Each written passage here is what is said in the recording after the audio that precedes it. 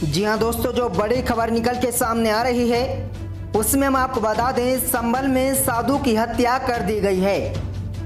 बेइज्जती का बदला लेने के लिए युवक ने सोते वक्त महंत के सिर पर रोड से हमला कर दिया। हत्या आरोपी को गिरफ्तार कर लिया गया है। दोस्तों, इस खबर से भयंकर कोहराम मचा हुआ है, बताएंगे पूरी खबर विस्तार से। वहीं अगली बड़ी खबर में आपको बता दें, सपा पार्टी के नेता पूर्व अखिलेश यादव ने योगी सरकार पर हमला बोला है। अखिलेश यादव ने कहा है कि लोकतंत्र की धज्जियां उड़ाकर चुनाव जीती है बीजेपी। दोस्तों, जानेंगे इस खबर को विस्तार से। वहीं अगली खबर में आपको बता दें, जनसंख्या नियंत्रण मिशन पर देश में टकराव, समाज के हित में नहीं है कानून।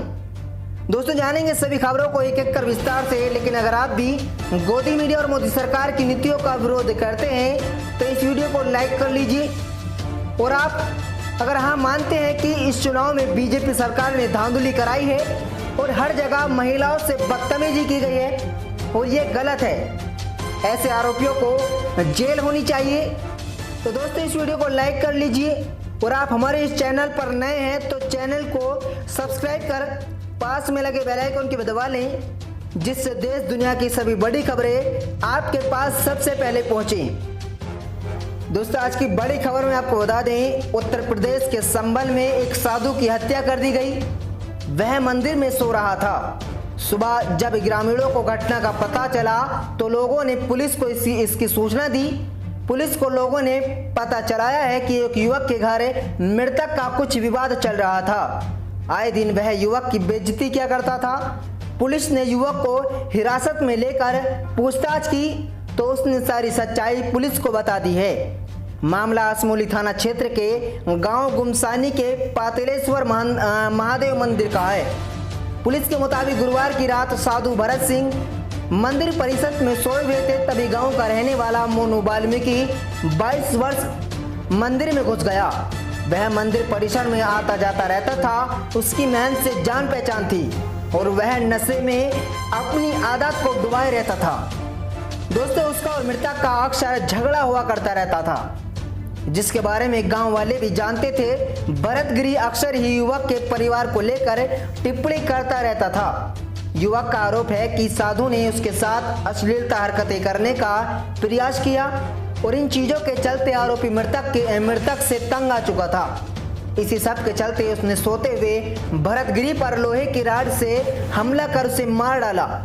सुबह जब ग्रामीण मंदिर पहुंचे तो साधु की लाश देखी। इसके बाद गांव में कोहराम मच गया। लोगों ने मामले की जानकारी पुलिस को दी।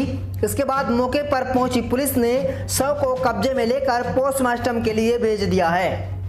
दोस्तों, आपको बता दें, प्रेस कॉन्फ्रेंस की टीम और डॉग स्क्वाड भी मौके पर पहुंची और मामले में जुड़े साक्ष्य जुड़ा रही है।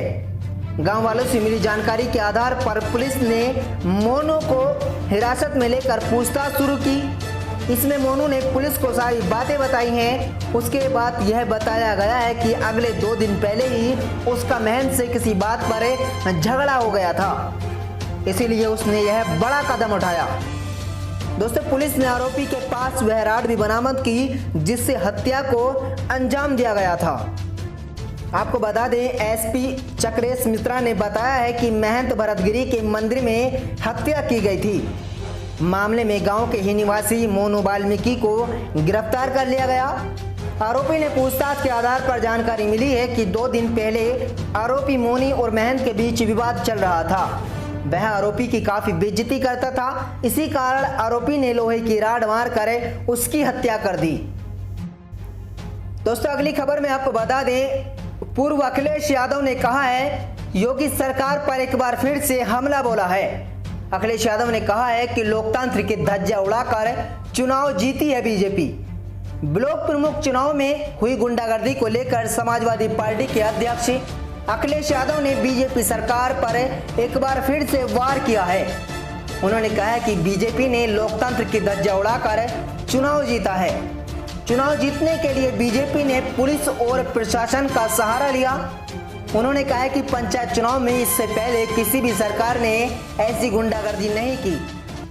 प्रशासन विपक्ष ने पर्चा छीनते हुए एक वीडियो वायरल किया है। महिलाओं के कपड़े फाड़ दिए गए, ये योगी नहीं हो सकते हैं। उन्होंने कहा है कि अगर सीएम योगी पहले अपने यह एक्सपेरिमेंट करते मगर इस पर बात पूरी प्रदेश लागू कर दिया गया। दोस्तों, लोगों के खिलाफ झूठे मुकदमे दर्ज किए गए, जनता इतना सबको जवाब देगी। अखिलेश यादव ने कहा है कि जब से पंचायत चुनाव देखे हैं ये एहसास हुआ है कि बीजेपी ने पहले गुंडागर्दी कोई नहीं कर सकता। अगर पुलिस पीट रही हो तो पत्रकार पिट रहे हैं, पुलिस खुद को बचा नहीं पा रही है तो फिर कहने वाले बचा क्या सकते हैं। किसानों के मुद्दे पर सपा अध्यक्ष ने बीजेपी पर हमला बोला है। उन्होंने कहा कि सरकार बताए कि आज किसान की आय क्या है। उन्होंने आगे कहा है कि उत्तर प्रदेश में अभी जंगल राज है, जनता जल्द ही इसकी उखाड़ फेंकेगी। अखिलेश यादव ने आगे कहा है कि लखीमपुर में जो बहनों के साथ हुआ उसकी रिकॉर्डिंग है। दोनों बहनें मुझसे आकर मिनी इटावा के एसपी सीडी खुद कह रहे थे कि भाजपा के जिला अध्यक्ष, विधायक, कार्यकर्ता इस तरह का पथराव और इस तरह की कानून व्यवस्था खराब कर रहे हैं। वही दोस्तों, सीएम योगी आदित्यनाथ ने विश्व जनसंख्या दिवस के मौके पर उत्तर प्रदेश जनसंख्या नीति 2021-30 का विमोचन किया है। इसी मौके पर उन्होंने कहा है कि समाज के विभिन्न तबकों को ध्यान में रखकर प्रदेश सरकार इस जनसंख्या नीति को लागू करने का काम कर रही है।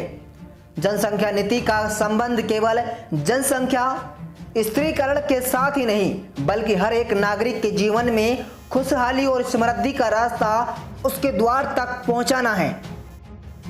दोस्तों, वहीं अगली खबर में आपको बता दें, वरिष्ठ भारतीय जनता पार्टी के नेता एवं केंद्रीय मंत्री मुख्तार अब्बास नकवी ने कहा है कि जनसंख्या नियंत्रण के मिशन पर सांप्रदायिकता और हिरासत के बीच टकराव देश एवं समाज के हित में नहीं है। रामपुर के 2 दिवसीय परिवार को यहां आए नकवी ने नवनिर्वाचित पंचायत प्रतिनिधियों एवं कार्यकर्ताओं को संबोधित करते हुए कहा है कि जनसंख्या नियंत्रण का अभियान देश और वक्त की जरूरत है तथा हर्ष की बात है कि देश में सबसे ज्यादा जनसंख्या वाले राज्य उत्तर प्रदेश से इस जागरूकता और प्रोत्साहन अभियान को शुरू किया जा रहा है। आपको बता दें, जो लोग इस अभियान पर सांप्रदायिकता और हिरासत का तगड़ा लगाने की कोशिश कर रहे हैं वे देश और समाज के साथ प्रदेश के हितों के लिए भी विरोधी हैं। उत्तर प्रदेश के मुख्यमंत्री योगी आदित्यनाथ यह कदम स्वागत योग्य है। उन्होंने राज्य के हित में एक बहुत बड़ा कदम उठाया है। यह कदम आने वाली पीढ़ी और समाज के लिए बहुत बड़ा उपकार साबित होगा। केंद्रीय मंत्री ने कहा कि जनसंख्या नियंत्रण के इस मिशन को किसी धर्म विशेष से जोड़ने की हिमाकत करने वाले लोग अपनी विकृत मानसिकता और सांप्रदायिक सोच को थोपने की कोशिश कर रहे हैं। उन्होंने आगे कहा है कि हमारी जिम्मेदारी है कि जनता ने जिस उम्मीद और विश्वास के साथ हमें चुना है हम उस पर कसौटी पर खरे उतरें। हमें यह ध्यान रखना चाहिए कि जिसने हमें वोट दिया वो भी हमारा है और हम उसे ही वोट दें।